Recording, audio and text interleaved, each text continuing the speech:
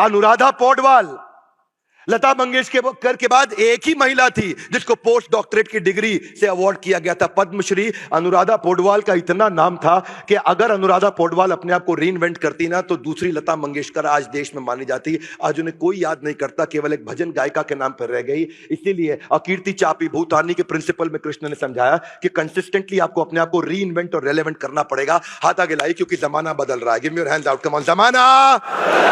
जमाना इतनी तेज बदल रहा है कि इस समय जो पढ़ाई है वो कंटिन्यूअसली ऑनलाइन होती जा रही है। लोग गाड़ियां नहीं खरीद रहे, ड्राइवरलेस गाड़ियां होती जा रही है। और न केवल ड्राइवरलेस, ओला उबर के आने से गाड़ियों की बिक्री कम होनी शुरू हो गई है। क्या मेरी बात समझ आ रही है? Loudly yes no. आज ऑनलाइन एग्रीगेटर आ गए, ब्यूटी पार्लर घर पहुंच गया। जो आदमी रीइन्वेंट नहीं कर रहा, रेलेवेंट नहीं कर रहा, उसका गेम ओवर हो गया।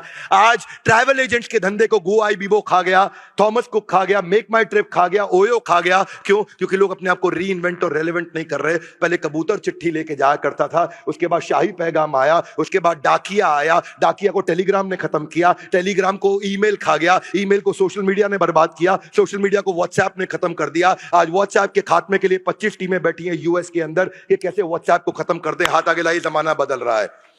Give me your hands out, come on. जमाना जिस स्पीड से अपने आप को बदल लो, वही अर्जुन को कृष्ण ने बदला थोड़ी देर के अंदर। सबसे कठिन दौर के अंदर उस समय अर्जुन को बदला जिस समय युद्ध चालू हो चुका था, शंख बज चुके थे, तीर चल रहे थे।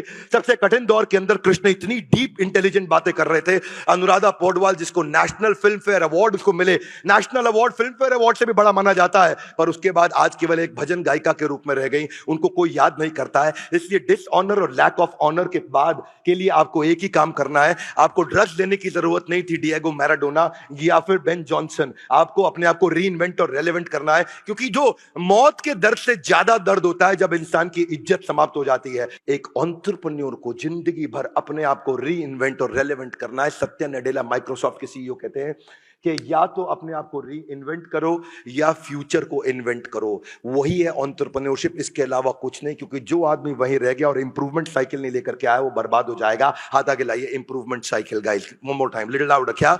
Improvement cycle. Business is about being able to reinvent yourself और invent the future, nothing less nothing more. एक साथ 80s 90s में माधुरी दीक्षित और मनीषा कोइराला चालू हुई थी। 2003 में एक साथ ही इन्होंने सैबैटिकल लिया, कई साल का सैबैटिकल लिया। वो यूएस चली गई, जाकर के डॉक्टर नेने से शादी कर ली, वो वहां सेटल हो गई। लेकिन माधुरी दीक्षित ने अपने पीक पे रिटायरमेंट सैबैटिकल लिया, उसने अपने डाउनफॉल पे लिया। उसकी पिक्चरें फ्लॉप हुई, उसको वापस कोई लेने नहीं आया। माधुरी दीक्षित जब वापस आई, टेलीविजन प्रोग्राम्स के द्वारा, इसके द्वारा, शोज के द्वारा, मूवीज के द्वारा अपने आप को रीइन्वेंट और रेलेवेंट करती रही। और क्या हुआ मनीषा कोइराला के साथ? वो शराब में डूब गई और उसका जो सम्राट दहल के साथ शादी हुई वो 2 साल से ज्यादा चली नहीं।